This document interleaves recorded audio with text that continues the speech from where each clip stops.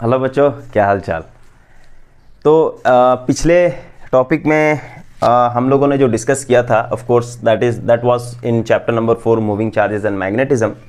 और उसमें हम लोगों ने डिस्कस किया था कि दो करंट कैरिंग स्ट्रेट कंडक्टर अगर आपके पास है, इनफाइनाइटली लॉन्ग स्ट्रेट कंडक्टर हैं और वो नियर बाई सेपरेटेड हैं एक दूसरे से, नियर बाई डिस्टेंस से, उनके बीच में जो है हमने देखा था कि फोर्स लगता है। ठीक है, वो फोर्स का नेचर कैसा होता है, अट्रैक्टिव कब होता है, रिपल्सिव कब होता है, ये सभी चीज़ें हम लोगों ने डिस्कस किया है ऑलरेडी।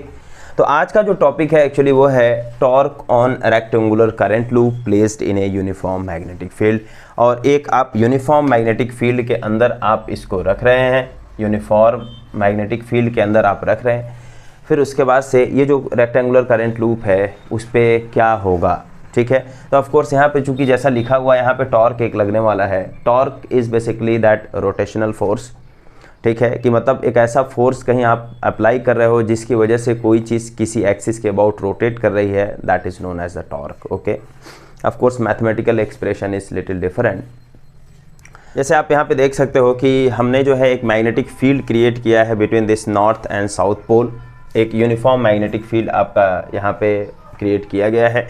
ठीक है, इस रीजन के बीच में एक यूनिफॉर्म मैग्नेटिक फील्ड जो है वो आपका, let us consider this uniform magnetic field is basically B is created along I mean from north to south. तो डायरेक्शन क्या होगा, डायरेक्शन इस मैग्नेटिक फील्ड का क्या होगा, वो डायरेक्शन जो होगा वो किधर होगा, नॉर्थ से साउथ की तरफ आपका डायरेक्शन होगा। राइट, तो उसको मैं जस्ट रेड कलर से कर देता हूँ कि जैसे अभी ये जो direction of the magnetic field है it is along this direction, मतलब यहाँ से of course this is the direction of the magnetic field, ये आपका होगा डायरेक्शन ऑफ मैग्नेटिक फील्ड। ये अब इस पूरे रीजन में ये जो मैग्नेटिक फील्ड है वो कांस्टेंट है। ठीक है, अब आप एक चीज़, ओके थोड़ा फिगर बहुत पजल ना हो, इसको मैं हटा देता हूँ जस्ट आपको एक चीज़ इसको यहाँ पे मैं दिखा देता हूँ कि जो डायरेक्शन ऑफ मैग्नेटिक फील्ड है it is along this direction. ठीक है, अच्छा अब देखिए यहाँ पे कि हमने जो है जो लूप कंसीडर किया है वो है ABCD, और इस लूप में जो हमने करंट कंसीडर किया है, let us consider current I is flowing towards this loop, I mean along this loop.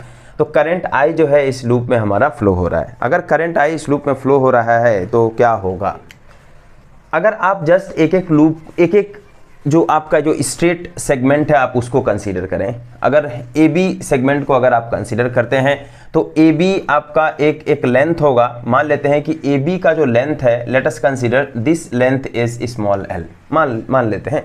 ठीक है, यानी कि यहाँ पे क्या हुआ कि और इसमें से एक करंट I फ्लो कर रही है, यानी कि ये जो एक करंट कैरिंग वायर हुआ या नहीं हुआ। तो करंट कैरिंग वायर एक मैग्नेटिक फील्ड के अंदर रखा हुआ है, तो उस पर एक फोर्स लगता है जिसको आपको पता है I into L cross B, ये हमारा फोर्स लगता है उस पर। राइट, यही फोर्स लगता है। तो इस पे भी ऑफ कोर्स एक फोर्स लगेगा, तो वो फोर्स किधर लगेगा बस वही देखना है। तो आप देख सकते हैं कि ये फोर्स किधर लगेगा। देखिए क्या होगा कि यहाँ पे हमारा करंट का जो डायरेक्शन है, करंट इनटू बेसिकली जो आपका करंट एलिमेंट है उसका डायरेक्शन किधर है, this is the direction of the current element. और जो मैग्नेटिक फील्ड का जो डायरेक्शन है वो किधर है, magnetic field is along this direction. तो I इंटू L और B जो है आपका इधर है, तो आपका जो I into L cross B का जो डायरेक्शन, दैट इज फोर्स का डायरेक्शन किधर होगा, मतलब इस वायर पे जो आपका फोर्स लग रहा है उसका फोर्स का डायरेक्शन किधर होगा, I इंटू L इधर, मैग्नेटिक फील्ड इधर, यानी कि फोर्स जो होगा इस वायर पे अंदर की तरफ, मतलब यहाँ पे आपका इस वायर पे अंदर की तरफ एक जो है फोर्स लग रहा है। मैंने बताया था, मेरे ख्याल से आपको याद होगा कि ये जो सिंबल होता है, ये सिंबल पॉइंट करता है direction pointing perpendicular to this plane and inward. ठीक है, और मेरे ख्याल से ये भी मैंने बताया था कि this will point the direction perpendicular to this plane and outward. So this is like this and this is like this. Okay, तो इसका मतलब ये हुआ कि AB जो आपका वायर है उस पर एक फोर्स लगेगा जिसका डायरेक्शन इनसाइड है। अब एक चीज़, ठीक है, इसके बारे में मैं अभी बात करता हूँ BC और DA के बारे में। पहले एक काम करते हैं कि ये जो CD है उसके अंदर से भी I करंट फ्लो हो रहा है, सेम I करंट मान लेते हैं कि ऑफ कोर्स, चलिए I करंट ऐसा कैपिटल में मान लेते हैं, I करंट हमारा फ्लो हो रहा है। अब CD भी एक आपका एक स्ट्रेट कंडक्टर है जो जिसके अंदर से I करंट फ्लो हो रही है, और इसका जो लेंथ है वो भी आपका कितना है, वो भी आपका स्मॉल l के बराबर है। अब इस पे भी एक फोर्स लगेगा, same force I into L cross B. तो उस केस में यहाँ पे देखिए करंट का जो डायरेक्शन होगा वो नीचे की तरफ हो गया और बी जो है इस डायरेक्शन में, मतलब current is like this and magnetic field is like this. तो आप अगर करेंगे तो फोर्स जो होगा आपका किधर होगा, फोर्स जो होगा इस प्लेन के परपेंडिकुलर और आउटवर्ड डायरेक्शन में होगा। So force will be like this, ऐसा मतलब इस पे जो फोर्स होगा यहाँ पे। अब देखिए यहाँ पे क्या होगा कि ये जो दोनों फोर्स है, दोनों फोर्स जो लग रहे हैं हमारा एक फाइनाइट डिस्टेंस पे एक दूसरे से लग रहे हैं। इसका मतलब क्या होगा कि ये फोर्स अंदर की तरफ, ये बाहर की तरफ, मतलब इसको क्या करेगा, रोटेट करेगा या नहीं करेगा, ठीक है, ये रोटेशन एक होगा। लेकिन अभी मैंने बताया कि मैं ये BC और DA के बीच में जो फोर्स होगा वो कैसा होगा, ठीक है, उसके बारे में अगर हम बात करें तो देखिए इस पर्टिकुलर केस में मैग्नेटिक फील्ड जो है हमारा, magnetic field is from north to south, मतलब मैग्नेटिक फील्ड का डायरेक्शन ये है, B is the magnetic field direction यहाँ पे। और यहाँ पे जो लूप है एक्चुअली वो देखिए B से C, ये है आपका लूप। तो लूप जो है, लूप बेसिकली जो BC जो वायर है वो वायर आपका जो डायरेक्शन है उसका करंट, इसमें से भी करंट I फ्लो होगी, इसमें से भी जो करंट होगी वो I फ्लो होगी। तो I इंटू BC वो एक करंट एलिमेंट आप बोल सकते हैं। तो इस करंट एलिमेंट पे का जो डायरेक्शन होगा वो डायरेक्शन आपका इधर है। इसका मतलब क्या हुआ, दोनों के बीच में 180 डिग्री है। इसका मतलब ये हुआ कि यहाँ पे I into L cross B अगर आप कंसीडर करते हैं तो यहाँ पे थीटा इज इक्वल टू आपका 180 डिग्री होने की वजह से साइन 180 का जो वैल्यू होगा वो 0 होगा। इस पर्टिकुलर केस, मैं पर्टिकुलर केस की बात कर रहा हूँ, इस पर्टिकुलर केस में हमारा जो फोर्स होगा वो 0 होगा। क्यों? क्योंकि आपका जो करंट एलिमेंट है वो और मैग्नेटिक फील्ड एक दूसरे के एंटी पैरेलल है, ठीक है। Now similarly what about DA, तो DA जो होगा I इंटू ये आपका जो DA होगा क्रॉस B, इसका वैल्यू कितना होगा, बेसिकली इसका वैल्यू भी आप देखेंगे कि I इंटू जो DA होगा एक करंट एलिमेंट है और magnetic field is along this direction. इस वक्त क्या हुआ कि करंट का डायरेक्शन इधर चेंज हो गया है, यानी कि दोनों एक पैरेलल डायरेक्शन में theta is equal to 0 degree. This implies sine 0 जो होगा वो 0। इसका मतलब क्या होगा, ये फोर्स 0। अच्छा, मैं क्यों बोल रहा हूँ साइन 180 0 या साइन 0 0, क्योंकि आपको पता है कि ये I into L cross B को अगर आप ब्रेक करें तो ILB साइन थीटा होता है। ये एक्चुअली फोर्स का मैग्नीट्यूड है। तो फोर्स का मैग्नीट्यूड कितना हो गया, क्योंकि यही थीटा एंगल पर डिपेंड कर रहा है। इसका मतलब करंट कैरिंग कंडक्टर अगर मैग्नेटिक फील्ड के ही अलोंग रखा हुआ है या मैग्नेटिक फील्ड के एंटी पैरेलल रखा हुआ है तो उस पर जो फोर्स लगता है वो 0 हो जाता है, ठीक है। तो इस पर्टिकुलर केस में क्या होगा, BC और DA पे जो लगने वाला फोर्स होगा वो हमारा 0 होगा। लेकिन हमारा फोर्स कहाँ पे लग रहा है, एक फोर्स यहाँ पे अंदर की तरफ, एक फोर्स बाहर की तरफ। अब सोचिए कि ये आपका करंट कैरिंग जो लूप है, लूप का जो पार्ट है वो, और इस पे एक फोर्स आप इधर लगा दो और इस पे एक फोर्स इधर लगा दो, तो ये किधर होगा, ये दोनों ऐसा रोटेट कर जाएगा कि नहीं रोटेट कर जाएगा। तो यही रोटेशन हो गया। तो फिर उसके बाद से आप कैसे इसको हम टॉर्क बोलेंगे इसको, क्योंकि ये जो है ये कैसे रोटेट करेगा, it will rotate along this axis. ये जो हमारा एक्सिस होगा, मान लेते हैं कि y dash, late us consider this is y dash, तो ये y डैश एक्सिस के अबाउट ये रोटेट कर जाएगा और रोटेट करेगा तो इसका मतलब वहाँ टॉर्क आ गया। तो हमारा जो ये चीज़ हम बोल रहे थे कि torque on rectangular current carrying loop placed in a uniform magnetic field, वो चीज़ हमारा यहाँ फुलफिल हो रहा है, ठीक है। तो हमें क्या निकालना है, उसी टॉर्क का वैल्यू निकालना है, ठीक है। हम मान लेते हैं कि ये जो हमारा जो BC है उसकी वैल्यू कितनी है। लेट अस कंसीडर, ये हमने L माना था, BC की वैल्यू हम मान लेते हैं it is small b, breadth इसका, और ये आपका लेंथ है, ठीक है। और ये इसके बिल्कुल सेंटर से होकर के जा रहा है, इसके मिड पॉइंट से। तो ये यहाँ से यहाँ तक एक्चुअली वो b/2 हो जाएगा और यहाँ से यहाँ तक जो होगा वो भी b/2 हो जाएगा।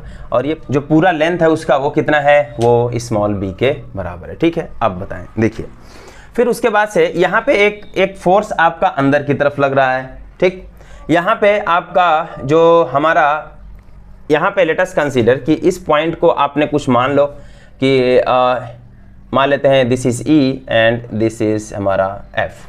तो इस पे जो लगने वाला हमारा जो टॉर्क होगा, इस पर्टिकुलर हमारा जो वायर पे जो लगने वाला टॉर्क होगा, let us consider that torque is τ1। So τ1 is equal to क्या होता है कि ये होता है हमारा एक फॉर्मूला आपको पता होगा, it is R cross F, right, moment of force that is torque. Basically ये जो टॉर्क किस पे डिपेंड करता है कि ये आपका जो फोर्स आपने अप्लाई किया उस जो अप्लाइड फोर्स है उस पे, और ये R क्या है, एक्सिस ऑफ रोटेशन और फोर्स का जो लाइन ऑफ एक्शन है उसके बीच का डिस्टेंस। ऑफ कोर्स अगर आप परपेंडिकुलर डिस्टेंस ले लेंगे दैट इज फाइन, कि परपेंडिकुलर डिस्टेंस और फोर्स पे डिपेंड कर जाएगा। लेकिन अगर आप परपेंडिकुलर डिस्टेंस नहीं बात करते हैं तो फिर क्या होगा कि ये जो है आपका जो ये डिस्टेंस R होगा, R वेक्टर फोर्स वेक्टर और उनके बीच का जो एंगल होगा उस पर हमारा डिपेंड कर जाएगा, ठीक है। अच्छा, अब ये हमारा हुआ, इस पर्टिकुलर केस में क्या होगा हमारा, ये होगा EB क्रॉस, ये हो जाएगा आपका F, राइट, यही होगा ना फोर्स। अब इस पर्टिकुलर केस में अभी आप देखेंगे, चूंकि हमने जो है लूप को कैसा रखा है, हमने जो लूप को हमारा जो मैग्नेटिक फील्ड के ही अलोंग रखा है, जो फोर्स है उसके यहाँ पे इनवर्ट डायरेक्शन है। तो फोर्स और ये जो ईबी का जो आपका जो लाइन है, ईबी और जो फोर्स है वो ये ऐसा टाइप का हुआ या नहीं हुआ, यानी कि एक दूसरे के ही परपेंडिकुलर हो गए कि नहीं हो गए। ये आपका ईबी है और ये आपका फोर्स है और ये दोनों एक दूसरे के हमारा क्या हो रहा है, परपेंडिकुलर हो रहा है। तो परपेंडिकुलर होने से हमारा क्या होगा, इसको हम लिख सकते हैं ईबी एफ क्या हो जाएगा यहाँ पे साइन थीटा, और यहाँ पे थीटा की वैल्यू जो हो जाएगी वो 90 degree. So this is EB क्या है, ईबी जो है वो है b/2, तो you can write it b/2 into F, तो ये हो जाएगा आपका τ1। तो यहाँ पे जो τ1 का जो मैग्नीट्यूड है, जो मैग्नीट्यूड की वैल्यू होगी वो होगी b/2 इंटू एफ। लेकिन बात यह है कि अच्छा आप बताइए कि उसका जो डायरेक्शन होगा वो कैसा होगा। ठीक है, तो डायरेक्शन कैसा होगा, देखिए तो ईबी का जो डायरेक्शन है वो उधर है, फोर्स का डायरेक्शन हमारा इनवर्ड है, राइट। तो यानी EB cross F that is tau, तो टाउ का जो डायरेक्शन होगा τ1 का वो इधर होगा, τ1 का जो डायरेक्शन होगा वो अपवर्ड, ऑफ कोर्स इस प्लेन में, लेकिन अपवर्ड ऐसा करके होगा। ठीक है ना, यस हाँ ये हुआ हमारा देश, हाँ ठीक है ओके। अब ये मान लेते हैं इक्वेशन नंबर 1। तो सिमिलरली इस पे भी तो फोर्स लग रहा है ना, ये जो दूसरा वाला वायर है उस पे भी आपका फोर्स लग रहा है। अब क्या करेंगे आप, तो C से D तक में जो हमारा फोर्स लग रहा है वो क्या है, उसको हम कैसे निकालेंगे कि इस पे जो टॉर्क होगा वो कितना होगा। कि तो ये वाला जो टॉर्क है वो किस पे लग रहा है, AB पे, राइट। ये वाला जो टॉर्क है वो किस पे लग रहा है, torque on AB straight wire, ये जो AB पे जो लग रहा है वो हमारा लग रहा है। तो टॉर्क ऑन जो CD होगा, वो जो CD स्ट्रेट वायर है उस पे कितना टॉर्क होगा, उस पे कितना टॉर्क होगा। तो इसको आप देखेंगे कि सेम प्रोसीजर अप्लाई कर लेना है, लेकिन इस बार जो है फोर्स का डायरेक्शन इधर है और ये जो है यहाँ से यहाँ तक फिर से वही जो होगा हमारा क्या होगा, EC क्रॉस ये हो जाएगा हमारा F। तो EC cross F, of course ये वाला F आप मान रहे हो इसको, ये वाला यहाँ पे जो फोर्स लग रहा है वहाँ की बात कर रहा हूँ। तो EC cross F that is equal to, ये हमारा हम τ2 ले सकते हैं। ठीक है, तो यहाँ पे अगर इसका हम मैग्नीट्यूड बोलें तो τ2 इज इक्वल टू हो जाएगा हमारा EC F, ये हो जाएगा हमारा साइन थीटा। EC जो है वो आपका ये है डायरेक्शन, और जो मैग्नेटिक फोर्स है वो हमारा बाहर की तरफ, सोचिए मैग्नेटिक फोर्स बाहर की तरफ, और EC का ये डायरेक्शन है, तो इन दोनों के बीच का जो एंगल होगा वो 90 degree. So theta is equal to हमारा हो गया 90 डिग्री। ठीक है, समझ में आ रहा है। तो जब थीटा इज इक्वल टू 90 यानी कि साइन 90 की वैल्यू 1 हो जाएगी, तो ये हमारा जस्ट मैग्नीट्यूड ऑफ EC, और मैग्नीट्यूड ऑफ EC जो है वो क्या है, b/2 into F. So this is τ2। तो τ2 और τ1 का जो वैल्यू हमारा निकल गया, लेकिन बात ये भी है कि τ1 और τ2 जो होगा वो कितना हो जाएगा, क्योंकि पूरे रेक्टेंगुलर लूप पे जो आप निकालेंगे वो कितना होगा। तो हमने अभी देखा कि जो BC पे कोई फोर्स नहीं लग रहा है, इसका मतलब कोई टाउ वहां नहीं होगा। ये जो DA है उस पे भी कोई फोर्स नहीं लग रहा है, तो कोई टाउ नहीं होगा। तो जो नेट टाउ होगा वो कितना हो जाएगा, तो नेट जो टॉर्क होगा, टॉर्क ऑन जो लूप होगा वो किसके बराबर हो जाएगा, वो हो जाएगा tau is equal to τ1 plus τ2। यहाँ पे आपको एक बात ध्यान देना है कि ऑफ कोर्स τ1 जो वेक्टर होगा वो τ2 वेक्टर और τ1 vector, tau is equal to τ1 vector plus τ2 vector के बराबर होगा। लेकिन इसको आप डायरेक्ट इसको लिख सकते हैं tau is equal to τ1 plus τ2। लेकिन यहाँ पे बहुत इंपॉर्टेंट चीज़ है, वेक्टर का कॉन्सेप्ट यहाँ पे आ गया है कि इसको आपने डायरेक्ट कैसे ऐसा लिख दिया। कोई भी वेक्टर जो होता है वो अगर उसका मैग्नीट्यूड किसी का 2 है, किसी का 3 है, तो 2 वेक्टर में 2 प्लस 3 इज इक्वल टू 5 नहीं भी हो सकता है, क्योंकि 2 और 3 जो मैग्नीट्यूड है उसके बीच का जो एंगल है उस पर भी डिपेंड करता है रिजल्टेंट, राइट। तो यहाँ पे हमने लेकिन डायरेक्टली ऐसा लिखा है, उसका रीज़न क्या है, ये आप तभी लिख सकते हैं जब τ1 और τ2 का जो डायरेक्शन है एक ही डायरेक्शन में हो, उस समय थीटा की वैल्यू 0 डिग्री हो जाती है। और जब आप रिजल्टेंट में वो जो कॉस थीटा होता है, कॉस 0 की value 1, so it is just a tau, I mean जो resultant r is equal to a plus b type का हो जाता है। ठीक है, मेरे ख्याल से हमने अगर आपको वेक्टर समझना है तो मेरा जो दूसरा वाला चैनल है फिनॉल नीट एंड जेई, उसको आप देख सकते हैं। उसमें मैंने पूरा वेक्टर सीरीज बहुत अच्छे से एक्सप्लेन किया है। ओके, नाउ अब यहाँ पे अगर हम बात करें tau is equal to tau 1 plus tau 2 की, तो पहले आप एक बात बताइए, पहले आप श्योर तो हो जाओ कि टाउ 1 और टाउ 2 का जो डायरेक्शन है वो एक ही है। तो ये है आपका ईबी जो है आप इस डायरेक्शन में कंसिडर कर रहे हो और फोर्स जो है हमारा इधर है।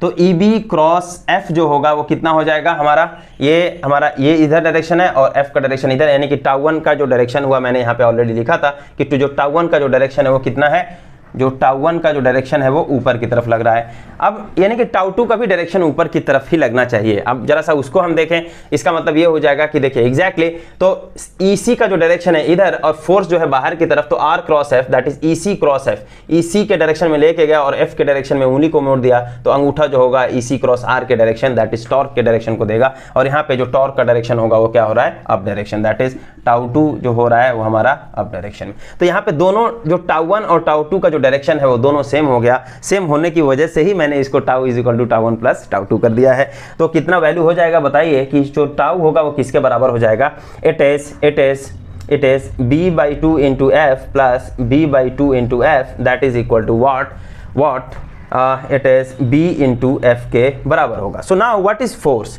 तो फोर्स कितना लगता है भाई, यहाँ पे हम जस्ट हमें फोर्स की वैल्यू निकालनी है। Tau is equal to b into F आ गया। So what is force, force को कैसे आप निकालोगे, तो मान लेते हैं कि ये जो हमारा जो स्टेट कंडक्टर है ए बी, उस पर फोर्स कितना होगा। So F is equal to इस पर्टिकुलर केस में I into L B, of course I L cross B ये होगा ठीक है। लेकिन इस पर्टिकुलर केस में हमने क्या किया है कि जो रेक्टेंगुलर लूप है और जो मैग्नेटिक फील्ड है वो ऑफकोर्स एक ही डायरेक्शन में रखा हुआ है, ठीक है। मैं उसको एक बहुत ही मतलब जो है, मैं यहाँ पे मैंने किचन से लेके आया हूँ जिस पे रोटी वगैरह बनाते हैं, उस पे मैंने ऑलरेडी इसमें बना के रखा है और इसको मैं यहाँ से समझा सकता हूँ कि यहाँ पे आप देखें सेम चीज़ यहाँ पे है कि ये this one is the axis of rotation, ये हमारा है, और ये जो लूप है वो है ABCD ये लूप है। और ये जो है एक्चुअली ये जो हमारा एरिया बनेगा, इस एरिया वेक्टर का हमारा जो डायरेक्शन है वो ये है, ठीक है। और मैग्नेटिक फील्ड क्या है, magnetic field is along N to S, तो ये इस पेंसिल को आप मान सकते हो कि this is the direction of the magnetic field. ये वाला जो है देखिए ये वाला जो है हमारा डायरेक्शन ऑफ मैग्नेटिक फील्ड है और ये जो है हमारा लूप है, ठीक है, समझ में आ रहा है। अब आप बताइए कि यहाँ पे एक चीज़ देख सकते हैं कि कैसे हमारा फोर्स कहाँ पे लगेगा इस पे। तो यहाँ पे क्या रहा है, यहाँ पे आप देख सकते हैं कि ये हमारा मैग्नेटिक फील्ड का डायरेक्शन है और ये हमारा लूप का जो डायरेक्शन है वो है, राइट। मतलब जो स्टेट कंडक्टर का में करंट एलिमेंट का जो डायरेक्शन होगा वो हमारा इधर होगा। तो करंट इधर है, मैग्नेटिक फील्ड इधर है, इसका मतलब फोर्स इधर लगेगा। तो यही मैंने जो पेंसिल का ये जो सिरा है उसको इधर कर दिया है, तो ये हमारा इस लूप पे जो लगने वाला फोर्स होगा वो इस डायरेक्शन में होगा, ठीक है। तो इसको मैंने यहाँ से कर दिया है एक्चुअली, मतलब ऑफकोर्स यहाँ पर भी सभी में जो फोर्स लगना है, सभी में जो फोर्स लगेगा वो अंदर की तरफ ही लगेगा। तो इसको जस्ट एक डायरेक्शन से हमने यहाँ पे पॉइंट कर दिया, ठीक है। तो इस केस में हमारा I इंटू एल और ये जो B होगा ILB, इसको अगर आप ब्रेक करें तो ये क्या हो जाएगा, ILB ये हमारा साइन थीटा हो जाएगा। यहाँ पे थीटा की वैल्यू कितनी होगी, देखिए I इंटू एल ये है, magnetic field is along this direction, इसका मतलब ये एंगल कितना होगा, so this angle is basically 90 degree. So यहाँ पे हमारा ये 90 डिग्री हो जाएगा। तो F is equal to, magnitude में बात कर रहा हूँ, तो मैग्नीट्यूड इज इक्वल टू होगा ILB होगा, क्योंकि साइन 91 हो गया। अच्छा अब देखिए अब क्या होगा, यहाँ पे F की value I into L B actually इसके लिए भी सेम होगा और इसके लिए भी सेम होगा। उसका रीज़न क्या है कि ये जो CD है या जो BA है वो दोनों लेंथ सेम ही है, दोनों में सेम करंट फ्लो हो रहा है, दोनों का जो मैग्नेटिक फील्ड है वो सेम है, वहाँ पे जो मैग्नेटिक फील्ड आपका लग रहा है वो सेम है, ठीक है। तो जस्ट वैल्यू आप रखें, hence this implies tau is equal to क्या हो जाएगा, B इंटू एफ। एफ की वैल्यू क्या है, F की वैल्यू है ILB, राइट, हो गया। अब इसको एक चीज़ करेंगे, यहाँ से I को थोड़ा सा पहले लिख लो आप, B इंटू एल को एक साइड में लिख लो और B को यहाँ पे इधर लिख लो। तो tau is equal to I into BL into B। So B into L क्या रिप्रेजेंट करेगा, B है क्या, देखिए जरा सा लूप में B जो है वो हमारा इसका ब्रेथ है और L क्या है इसका लेंथ। इसका मतलब B इंटू एल क्या होगा, ये B है ये L है, तो B इंटू एल क्या होगा, इस एरिया ऑफ द लूप दे देगा या नहीं दे देगा। So area of the loop उसको आप A से कर लो आप, तो I into A into B ये हमारा टाउ का जो टॉर्क लगेगा उसका जो मैग्नीट्यूड होगा वो होगा, ठीक है। तो टॉर्क का मैग्नीट्यूड तो ये हो गया, लेकिन इसका जो डायरेक्शन होगा वो क्या होगा, ऑफ कोर्स इसका जो डायरेक्शन होगा वो जो टाउ का जो डायरेक्शन है वो IAB, और डायरेक्शन ऑफ कोर्स कैसा है वो आपका ऊपर की तरफ है। तो यानी कि ठीक है, डायरेक्शन को आप ऐसा पॉइंट कर दो कि मतलब अभी फिलहाल के लिए ऑफ कोर्स यहाँ पे XYZ एक्सिस देंगे तो आप डायरेक्शन को पॉइंट आउट कर सकते हो, लेकिन चूंकि मैंने कुछ यहाँ पे लिखा नहीं है इसलिए डायरेक्शन क्या होगा, डायरेक्शन हमारा अपवर्ड की तरफ हो रहा है। ठीक है, तो जस्ट इसको समझाने के लिए मैंने ऐसा लिखा है। तो इसका जो टॉर्क का मैग्नीट्यूड होगा वो IAB हमारा ये आएगा।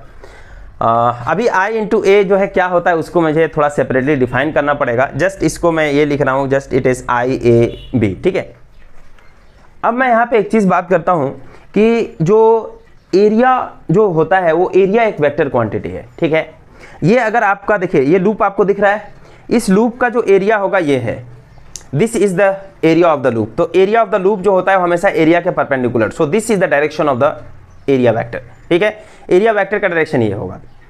अब एक काम करते हैं कि अभी तक जो हमारा डिस्कशन हुआ उस डिस्कशन में हमने ऐसा कंसीडर किया था कि ये जो लूप है, ये लूप मैग्नेटिक फील्ड का जो डायरेक्शन है और लूप का जो एरिया वेक्टर है उसका डायरेक्शन एक दूसरे के परपेंडिकुलर है। ठीक है, हमने ये डिस्कशन अभी तक किया। इस बार एक काम करते हैं, थोड़ा सा इसको मैग्नेटिक फील्ड से टिल्ट करा देते हैं, इसको एरिया को थोड़ा टिल्ट करा देते हैं।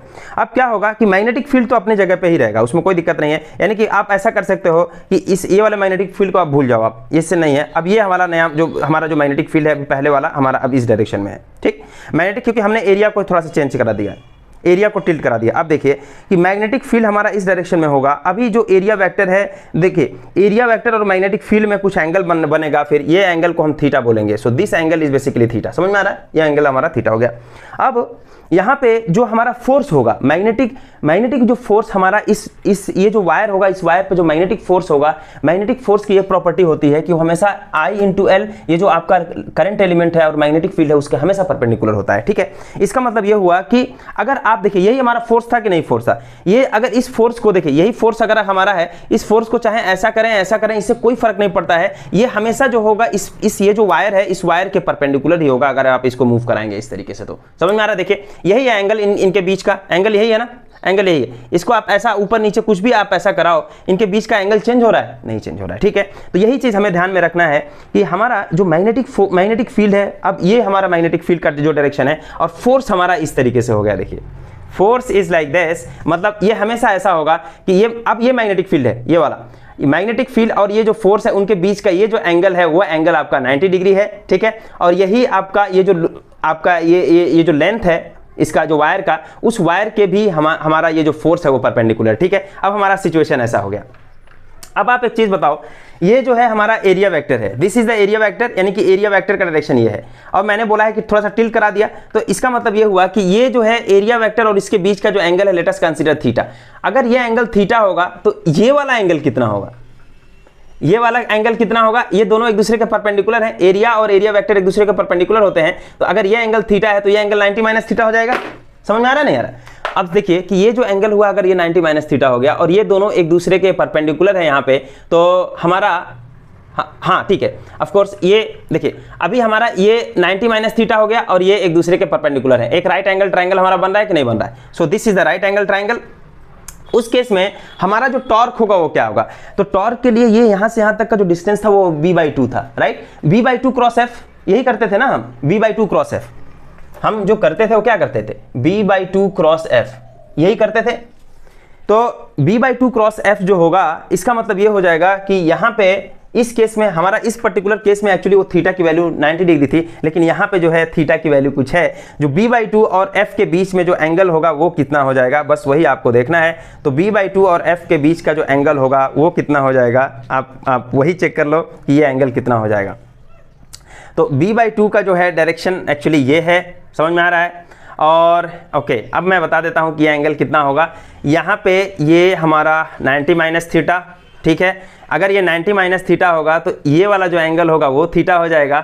और आप जानते हैं कि ये एंगल और ये एंगल इसके बीच का ये वर्टिकली अपोजिट है, तो ये b/2 का डायरेक्शन है, ये फोर्स का डायरेक्शन है, तो इनके बीच का जो एंगल हुआ वो कितना होगा, थीटा हो जाएगा। इसका मतलब अब हमारा जो b/2 जो होगा वो उसके बीच का जो एंगल है वो 90 डिग्री ना होकर के थीटा है, तो b/2 f या और ये कितना हो जाएगा, साइन थीटा। समझ, इसको जरा मैं एक बार और समझा देता हूँ कि यहाँ पे देखिए कि एरिया वेक्टर ये है, ठीक, एरिया वेक्टर ये है और हमने हमारा जो मैग्नेटिक फील्ड है वो ये है, एरिया वेक्टर ये है, मैग्नेटिक फील्ड ये है। तो हमारा जो एंगल से, जिस एंगल से आपने टिल्ट कराया है वो एंगल थीटा है। सो द एरिया वेक्टर और मैग्नेटिक फील्ड के बीच का जो एंगल है ये थीटा है, और ये हमारा 90 डिग्री है। इसका मतलब ये वाला एंगल कितना होगा 90 माइनस थीटा, और ये हमारा 90 डिग्री, तो ये कितना हो जाएगा, ये एंगल हो जाएगा थीटा। इसका मतलब ये हो जाएगा, और ये कितना है, ये b/2 है, और ये आपका क्या है, मैग्नेटिक फील्ड का डायरेक्शन है, मैग्नेटिक फोर्स का डायरेक्शन है, सॉरी ये क्या है, ये मैग्नेटिक फोर्स का डायरेक्शन। तो इसका मतलब ये b/2 और ये मैग्नेटिक फोर्स के डायरेक्शन के बीच का एंगल कितना हुआ, ये हमारा थीटा हो जाएगा, क्योंकि ये थीटा है,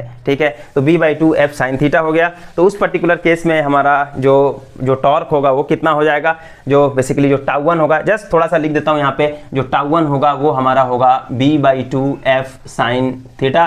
फिर उसके बाद से एक्चुअली जो τ2 होगा सेम चीज़ होगा b/2 f sin थीटा, ये होगा। जो नेट टाउ होगा वो टाउ एक्चुअली τ1 प्लस τ2 के ही बराबर होगा। उसका रीजन एक्चुअली यही है जो मैंने यहाँ पे एक्सप्लेन किया था, सेम चीज़ है। इसका मतलब ये किसके बराबर होगा, b इंटू एफ, और ये होगा sine theta. b into F क्या है, b इज अच्छा f की वैल्यू सेम होगी जो हमने ऑलरेडी कैलकुलेट किया है।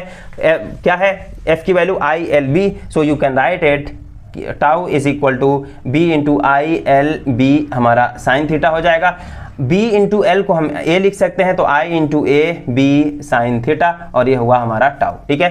तो ये हमारा एक जनरल रिलेशन निकला जब हमारा किसी एंगल से आपने कर दिया है तब का है, ठीक है, समझ में आ रहा है।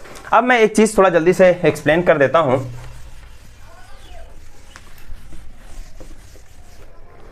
अगर आपके पास, मैं इसको बहुत डिटेल में नेक्स्ट में बताऊंगा कि अगर आपके पास कोई एक लूप अगर है, इसके अंदर से आई करंट अगर फ्लो हो रही है, तो एक मैग्नेटिक डाइपोल मोमेंट एक्चुअली इस चीज़ को, current carrying loop is a magnetic dipole, आप उसको प्लीज़ याद रख लीजिए अभी फिलहाल के लिए, कि जो करंट कैराइंग लूप होता है, करंट जो कैरिंग लूप होता है इसे मैग्नेटिक डाइपोल, उसी को ही मैग्नेटिक डाइपोल बोलते हैं, मैग्नेटिक डाइपोल। उसका रीजन यह है कि वहां पे just magnetic dipole moment actually मुझे निकालना है। तो अगर इसका एरिया जो है अगर ए है और आपका आई करंट इसके अंदर से इस डायरेक्शन में हमारी फ्लो होती है, तो आई इंटू ए जो होगा वो मैग्नेटिक डाइपोल मोमेंट को रिप्रेजेंट करेगा। So magnetic dipole moment M is equal to I into A. अब हमारा जो टाउ की वैल्यू होगा क्या है, टाउ इज इक्वल टू हमारे पास है it is I A B sine theta, यही हमारा जनरल रिलेशन हमारा आया था। और आई इंटू ए को आप क्या लिखेंगे, मैग्नेटिक डाइपोल मोमेंट का जो मैग्नीट्यूड होगा वो आई इंटू ए से रिप्रेजेंट करेगा, तो इसको हम tau is equal to M लिख देंगे, it is M B sine theta. So it is tau in vector form, इसको आप लिख सकते हैं in vector form, it is tau is equal to होगा एम क्रॉस बी के बराबर हो जाएगा।